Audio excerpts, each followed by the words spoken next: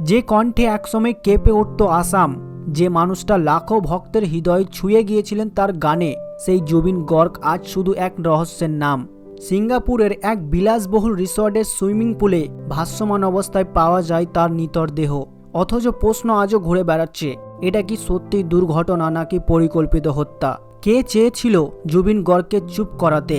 কেন তার মৃত্যুর চারপাশে এত অস্পষ্টতা? কেন পরিবারের দাবি এটা পরিকল্পিত হত্যাকাণ্ড? পুলিশের চার্জশিটে উঠে আসছে একের পর এক নতুন নাম, নতুন প্রমাণ, আর তাতে স্পষ্ট হচ্ছে একটাই জিনিস, এই মৃত্যু সাধারণ নয়।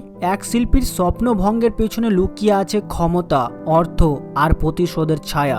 আজ আমরা খুঁজে দেখব সেই অন্ধকার রহস্যের পেছনে সত্য, এক শিল্পীর মৃত্যু নাকি হত্যার ছক। স্যার জুবিন গর্গ এবং তার ব্যান্ডের কিছু সদস্যরা উৎসবে পারফর্ম করার জন্য সিঙ্গাপুরে গিয়েছিলেন। সেখানে তার 20 এবং 21 সেপ্টেম্বর পারফর্ম করার কথা। তারপর তারা সবাই সিঙ্গাপুরের দ্বীপে যায় ভ্রমণের জন্য।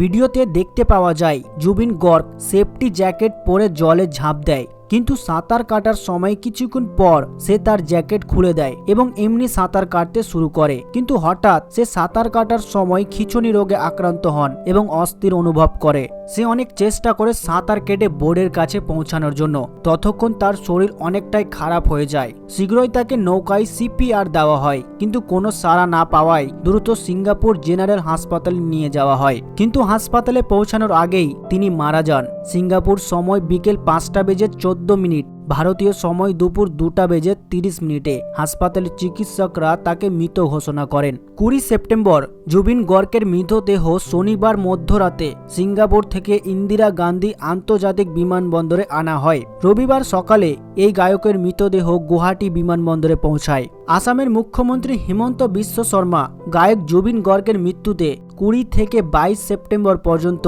3 দিনের রাষ্ট্রীয় শোক ঘোষণা করেছেন। 4 দিনের রাষ্ট্রীয় শোক পালনের পর মঙ্গলবার 23 সেপ্টেম্বর পূর্ণ রাষ্ট্রীয় মর্যাদা এবং 21 তোপ ধ্বনির সালামের মাধ্যমে গর্গের শেষকৃত্য করা হয়। প্রচণ্ড গরমের মধ্যে তার হাজার হাজার ভক্ত অন্ত্যেষ্টিক্রিয়ায় যোগ দেন, একসাথে তার কিছু বিখ্যাত গান গেয়ে, যেমন মায়াবিনী। কেউ কেউ তার পোস্টার ধরে, আবার কেউ কেউ মোমবাতি হাতে অশ্রুসিক্ত চোখে হেঁটে যায়। এবার জানবো আসল সত্যটা কি, মৃত্যু নাকি হত্যা।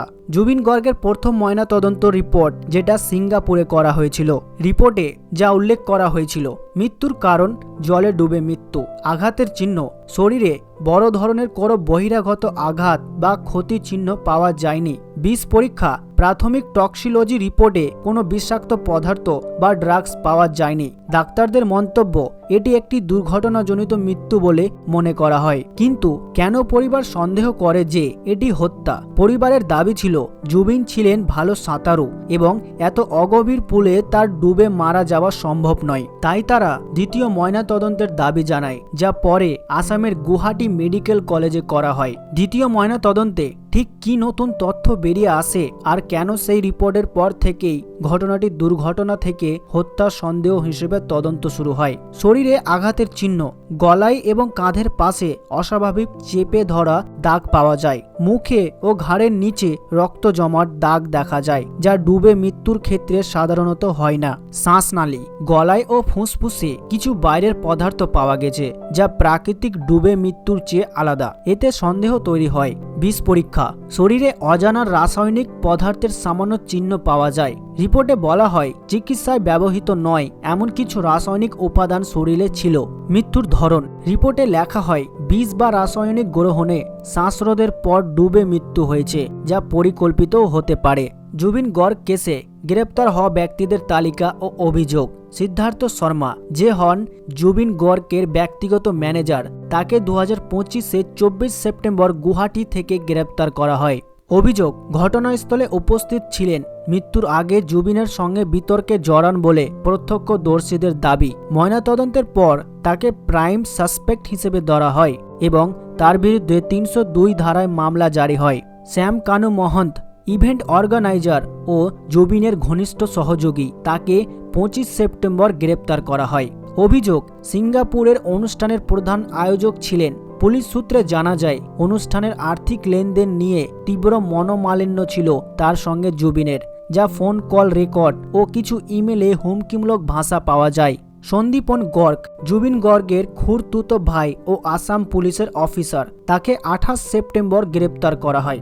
অভিযোগ, ঘটনার পর প্রমাণ নষ্ট করার চেষ্টা করেন, ফোন ও ডকুমেন্ট মুছে ফেলার অভিযোগে তাকে গ্রেপ্তার করা হয়।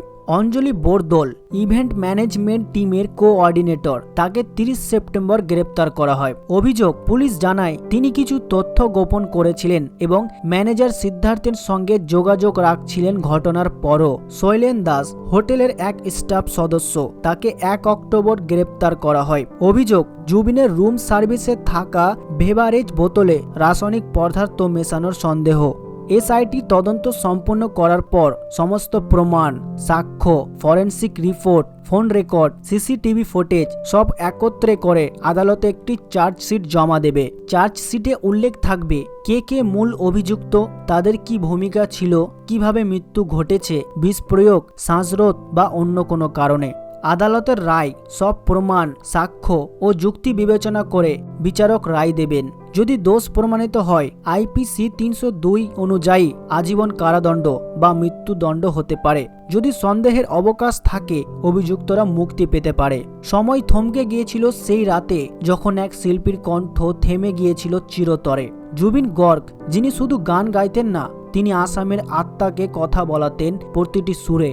আজ তার নেই কোনো মঞ্চ, নেই কোনো মাইক, কিন্তু তার কণ্ঠ প্রতিধ্বনিত হচ্ছে প্রতিটি হৃদয়ে, প্রতিটি অশ্রুতে, প্রতিটি প্রার্থনায়। তদন্ত চলছে, আদালতে চলছে ন্যায়ের লড়াই, আর লাখো ভক্তের মুখে একটাই প্রার্থনা, জুবিনের জন্য সত্যটা যেন প্রকাশ পায়। হয়তো সময় লাগবে, কিন্তু সত্য একদিন ঠিকই আলোয় আসবে। কারণ একজন জুবিন গর্গ শুধু নাম নয়, তিনি আসামের আত্মা, এক অনন্ত সুর।